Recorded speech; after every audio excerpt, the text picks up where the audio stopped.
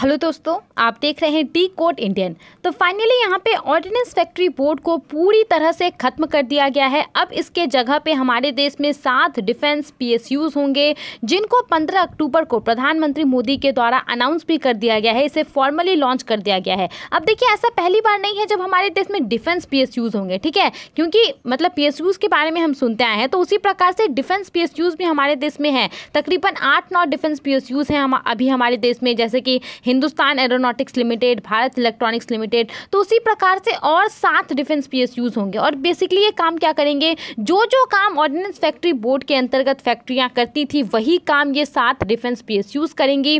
जो भी थल सेना, वायुसेना, जल सेना के द्वारा प्रोडक्ट का इस्तेमाल किया जाता है, मटेरियल का, इक्विपमेंट का, उन सब का निर्माण होगा इन 7 डिफेंस पब्लिक सेक्टर अंडरटेकिंग में।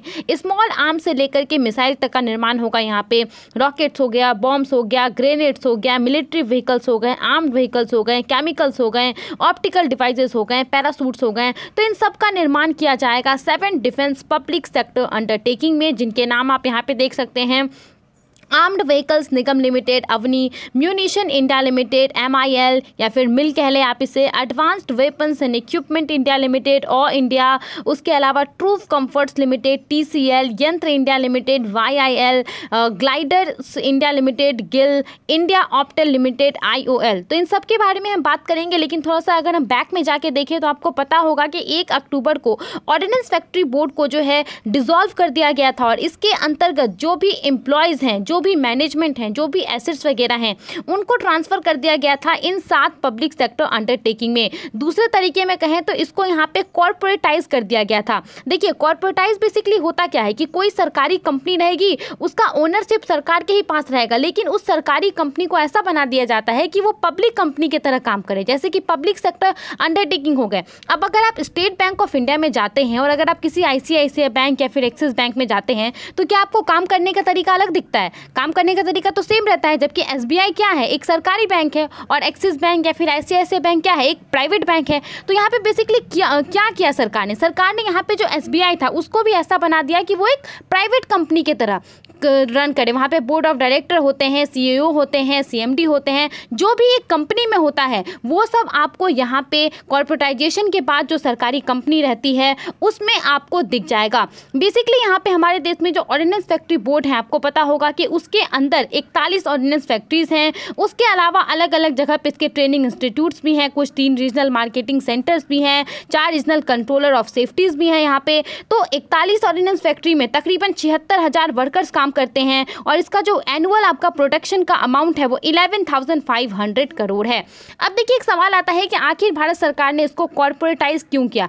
ऐसे तो हम इस पे बहुत लंबा डिस्कशन कर सकते हैं, लेकिन अगर मैं आपको साधारण शब्दों में कुछ पॉइंट आपको बताऊं तो देखिए, सबसे पहले तो इनएफिशिएंसी की वजह से जितना प्रोडक्शन हमारे देश में ऑर्डिनेंस फैक्ट्री कर सकती थी, उतना प्रोडक्शन इनके द्वारा नहीं किया जाता था, जिसके वजह से ये पहला रीजन था। दूसरा रीजन ये था कि इनको जो टारगेट दिया जाता था कि इस समय तक इनको इतने का डिलीवरी करना है, तो वो ये नहीं कर पाते थे। और तीसरा जो मोस्ट इंपॉर्टेंट था वो ये था कि इनके द्वारा जो प्रोडक्ट का निर्माण किया जाता था उसकी क्वालिटी खराब आती थी, उतनी अच्छी नहीं रहती थी, जिसकी वजह से 200 साल पुरानी इस ऑर्डिनेंस फैक्ट्री बोर्ड को यहाँ पे बंद कर दिया गया। और जिसके साथ ही जो 41 अलग अलग ऑर्डिनेंस फैक्ट्रीज थी हमारे देश में, वो अब कितनी हो गई, 7 डिफेंस पब्लिक सेक्टर अंडरटेकिंग हो गई। अब हम यहाँ पे बात करते हैं कि अभी क्या न्यूज़ है। अभी प्राइम मिनिस्टर नरेंद्र मोदी के द्वारा new defence public sector undertakings को ऑफिशियली यहाँ पे लॉन्च कर दिया गया है। और इसके साथ ही कहा जा रहा है कि इन 7 डिफेंस पब्लिक सेक्टर अंडरटेकिंग को तकरीबन 75,000 करोड़ रुपए का ऑर्डर मिला है। इनको इतने पैसे का प्रोडक्ट का निर्माण करना है, इनके पास ये भी कॉन्ट्रैक्ट मिला है इनको। अब हम एक एक करके इन 7 डिफेंस पब्लिक सेक्टर अंडरटेकिंग के बारे में बात करते हैं। सबसे पहला है armed vehicles Nigam limited Avani. आप यहाँ पे इसका लोगो देख सकते हैं। इसका थीम है द फोर्स मल्टीप्लायर। तकरीबन 12,000 स्किल्ड वर्कफोर्स यहाँ पे हैं, और ये एक चेन्नई बेस्ड फर्म है। बेसिकली इसके पूरे देश में 5 जगह पे प्रोडक्शन यूनिट होगा। और कहा जाता है कि 7 DPSUs में से सबसे ज़्यादा का ऑर्डर अवनी को ही मिला है। तकरीबन 30,025 करोड़ रुपए के प्रोडक्ट का ऑर्डर मिला है और यहाँ पे बेसिकली किस तरीके के प्रोडक्ट का ये निर्माण करेगी। तो जैसे कि आपको इसके नाम से पता चल रहा है, व्हीकल्स निगम लिमिटेड, यानी कि व्हीकल से जुड़ा हुआ जो भी चीज होता है उसका निर्माण यहाँ पे होगा, जैसे कि बैटल टैंक्स हो गया, इन्फेंट्री कॉम्बैट व्हीकल्स हो गए, मिलिट्री मोबिलिटी सॉल्यूशन हो गया, इंजन हो गया और दूसरे एसेसरीज हो गए। दूसरी डिफेंस कंपनी है advanced weapons and equipment India limited या फिर ऑल इंडिया लिमिटेड भी आप इसे कह सकते हैं। ये एक उत्तर प्रदेश की कानपुर बेस्ड कंपनी होगी जिसको तकरीबन 4066 करोड़ रुपए का ऑर्डर मिला है और इसका प्रोडक्शन यहाँ पे आप देख सकते हैं पूरे देश में 8 जगह पे प्रोडक्शन यूनिट होगा इसका। ये बेसिकली किस चीज का निर्माण करेगी, तो स्मॉल आर्म्स हो गए, जैसे कि आपका गन्स, पिस्टल्स वगैरह हो गए, जो वेपन्स होते हैं आर्म्ड फोर्सेस और पुलिस के द्वारा जो भी इस्तेमाल किया जाता है उसका निर्माण होगा ऑल इंडिया लिमिटेड में। उसके अलावा तीसरा है gliders India limited. Gliders India limited basically एक कानपुर बेस्ड फर्म है और जिसका यहाँ पे बेसिकली कानपुर में ही इसका ऑर्डिनेंस पैराशूट फैक्ट्री था, जिसका नाम बदल करके अभी कर दिया गया है ग्लाइडर्स इंडिया लिमिटेड। बेसिकली जो टेक्सटाइल्स होता है, टेक्सटाइल से जुड़ा हुआ जो भी प्रोडक्ट वगैरह होता है उसका निर्माण किया जाएगा ग्लाइडर्स इंडिया लिमिटेड में। चौथी डिफेंस कंपनी है म्यूनिशन इंडिया लिमिटेड, मिल आप इसे यहाँ पे देख सकते हैं। इसका जो आपका ये जो इसका हेडक्वार्टर या फिर आप कंपनी कह लीजिए महाराष्ट्र के पुणे में है और ये बेसिकली जो जनरल पर्पस मशीनरीज वगैरह होते हैं उसका निर्माण यहाँ पे किया जाएगा। पूरे देश में इसके 12 जगह पे प्रोडक्शन यूनिट भी हैं।